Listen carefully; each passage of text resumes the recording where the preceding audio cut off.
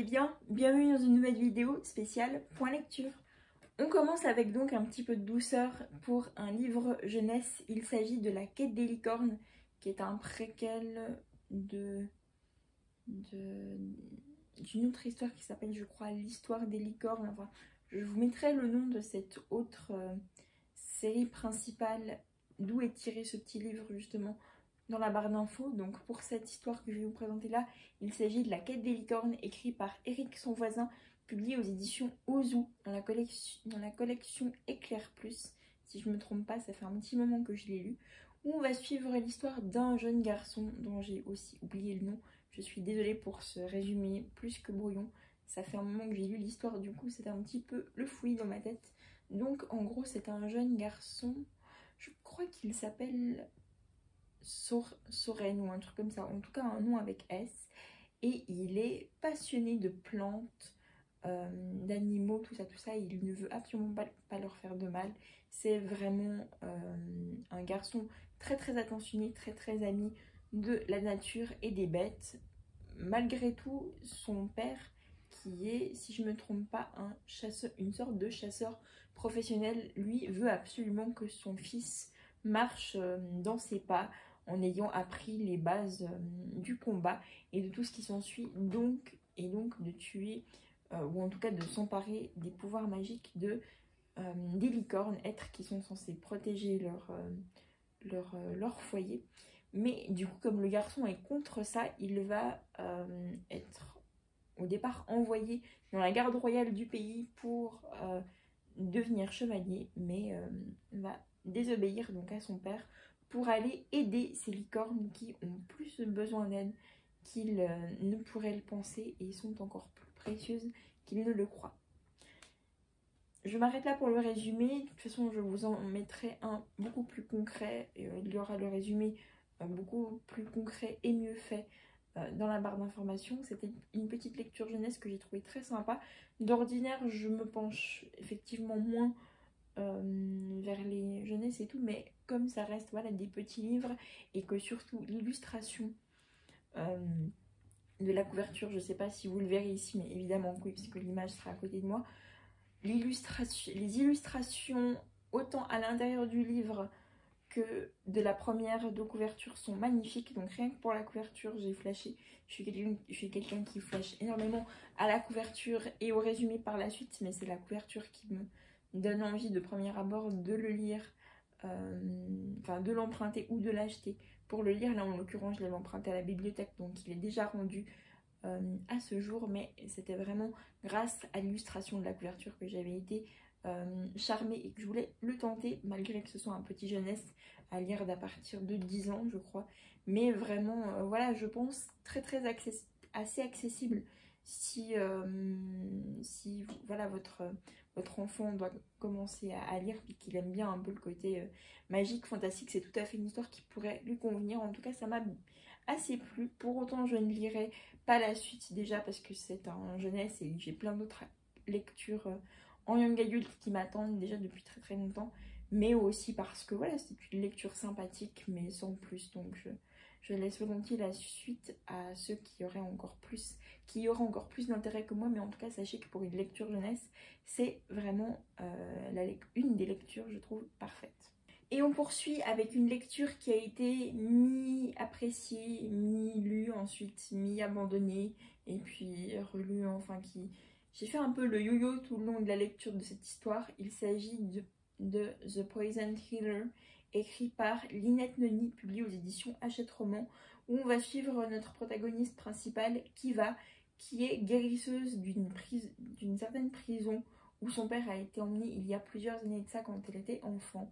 Elle est dans l'histoire au moment où on parle d'elle en tant que guérisseuse, c'est devenue une jeune femme adulte je crois, ou presque adulte, et du coup dans cette prison doit guérir, enfin apporter le minimum d'aide et parfois un peu de réconfort aussi, réconfort dans ses paroles et dans un soutien moral auprès des prisonniers qui ne sont des fois même pas sûrs de vivre une journée tant cette prison est terrible, qu'ils sont battus, maltraités, enfin tout ça, jusqu'au jour où Kiva va devoir soigner une patiente qui est plus que mal en point.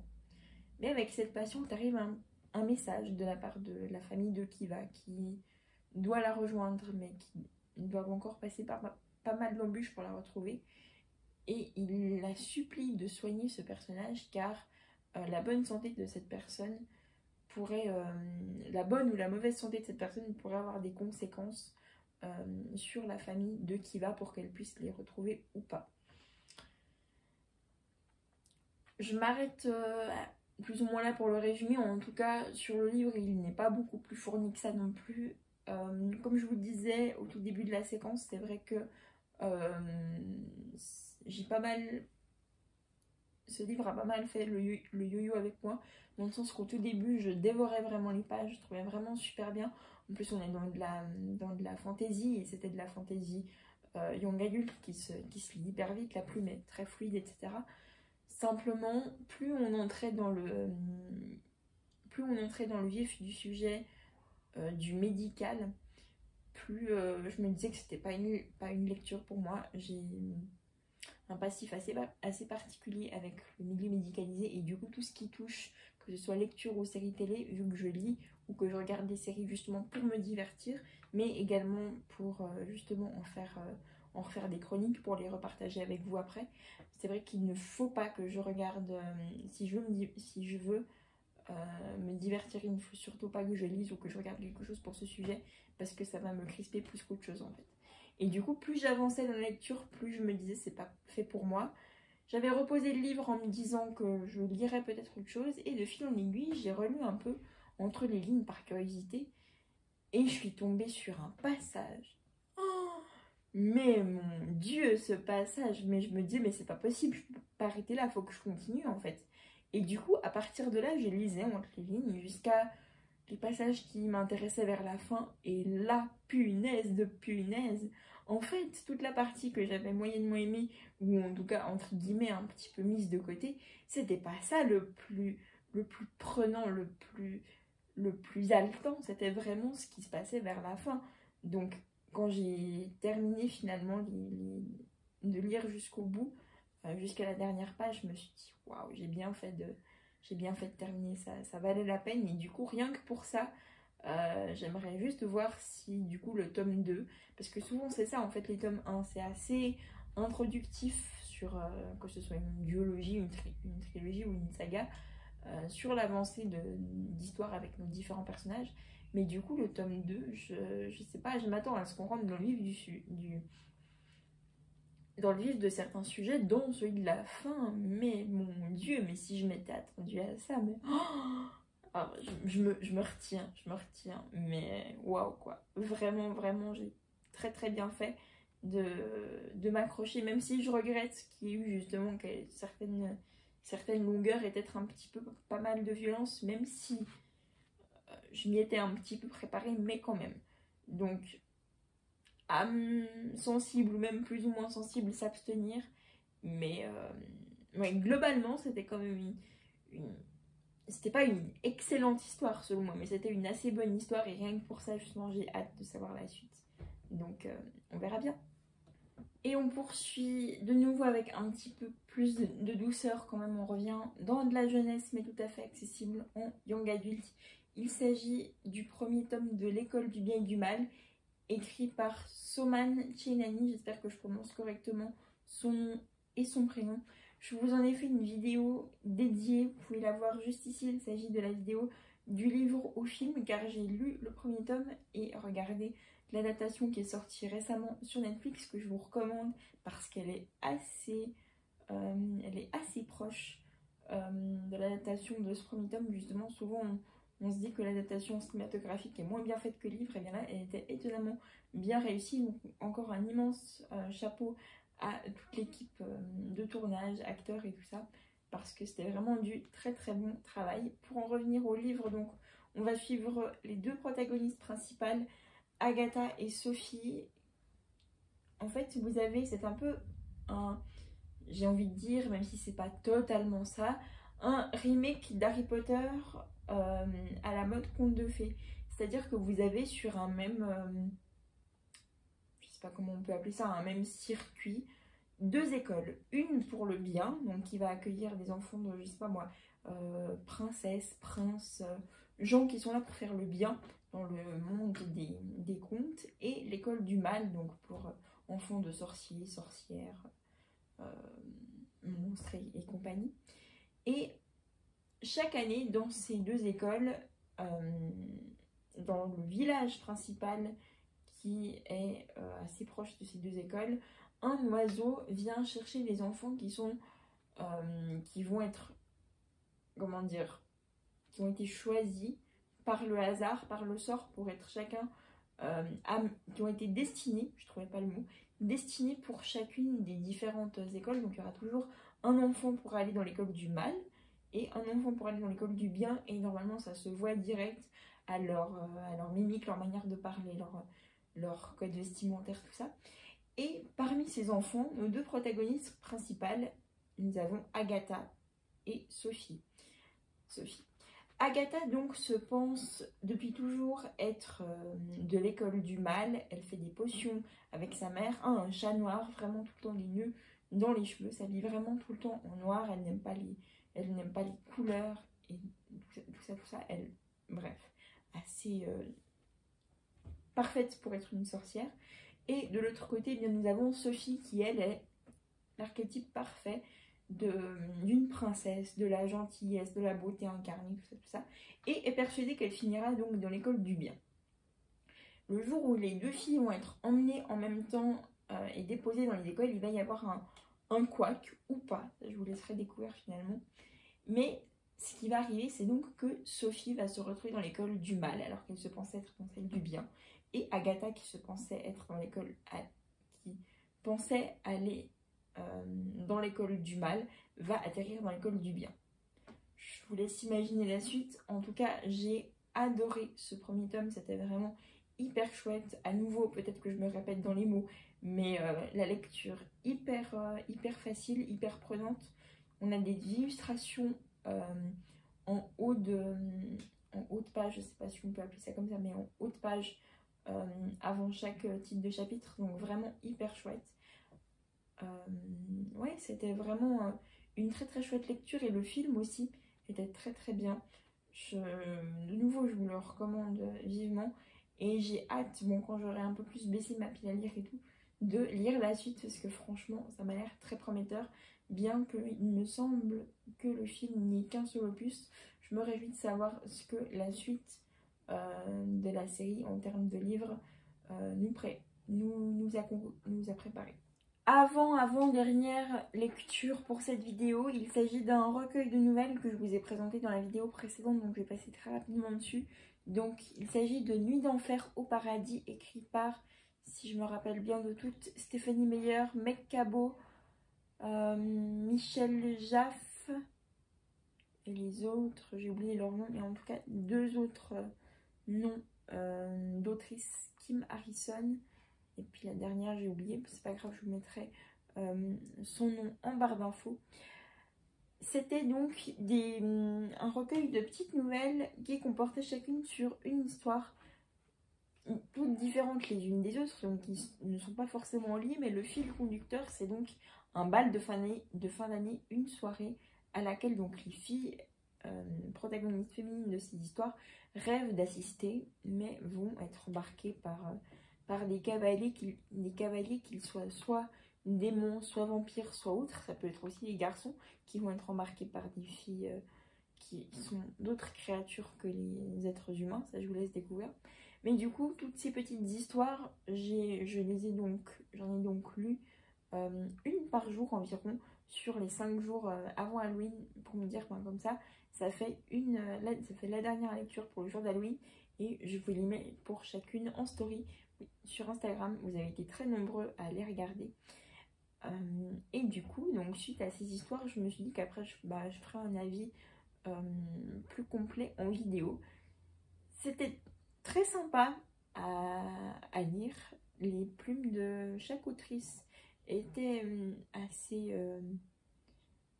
bien amenées. Il y avait juste peut-être 1-2 histoires, je saurais plus tellement vous dire lesquelles précisément, mais où c'est vrai que c'était un peu compliqué, un peu longuet à mon sens de rentrer dedans, donc c'est ce qui me me freinait un petit peu à lire l'histoire, mais au final, plus j'avançais entre les pages, plus l'histoire devenait intéressante.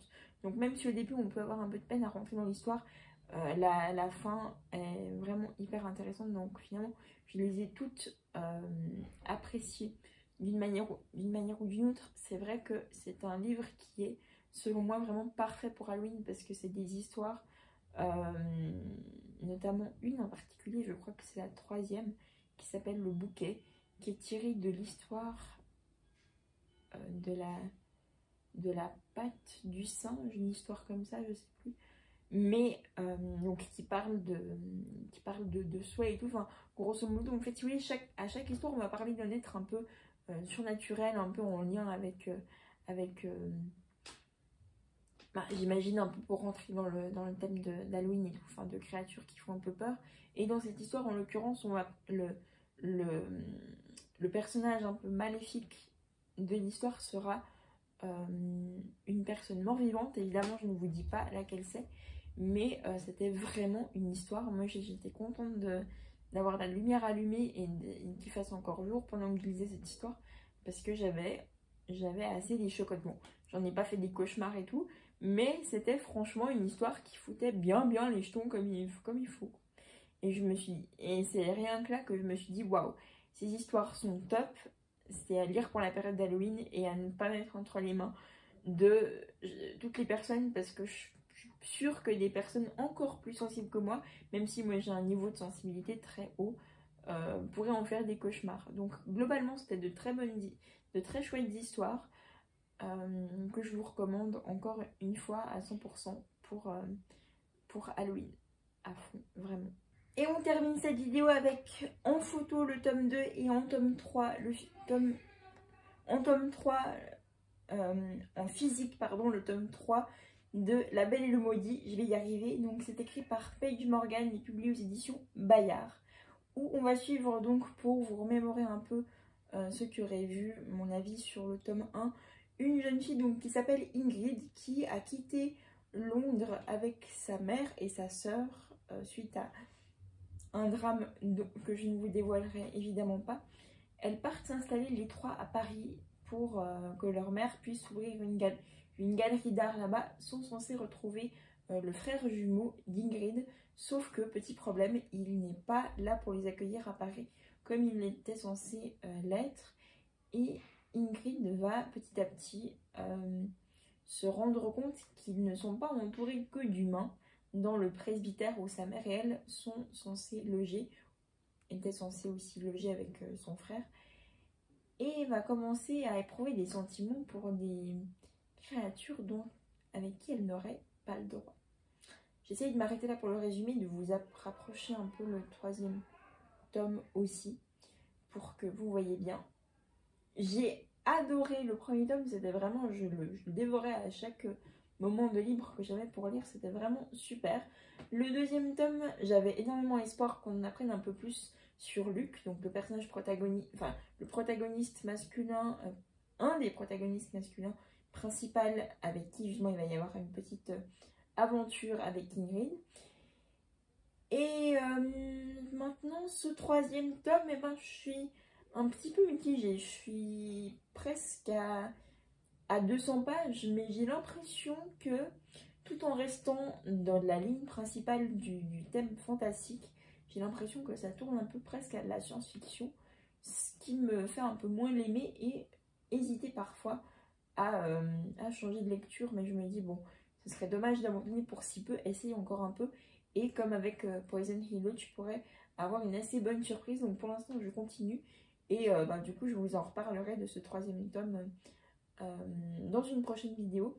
Mais du coup, si je devais faire un classement dans la trilogie, parce que je sais qu'il y a un quatrième tome exclusivement, je crois, sur l'histoire de Marco ou de Luc, donc un des personnages masculins, sauf que l'histoire est en anglais. Même si je parle et que je comprends bien l'anglais, pour moi c'est très difficile de lire en anglais, donc je ne pense pas le lire, en tout cas pour l'instant, tant qu'il ne sera pas traduit.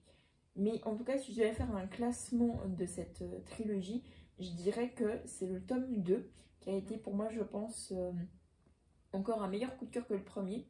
le tome 2, le tome 1 et pour l'instant en dernière position le tome 3. Mais je peux encore avoir changé d'avis d'ici le prochain point lecture, donc restez à l'affût. C'est la fin de cette vidéo, merci beaucoup de l'avoir regardée. J'espère que mes résumés brouillons vous auront quand même permis de passer un agréable moment en ma compagnie. Je vous dis à très bientôt pour de nouvelles aventures et d'ici là, prenez soin de vous. Ciao!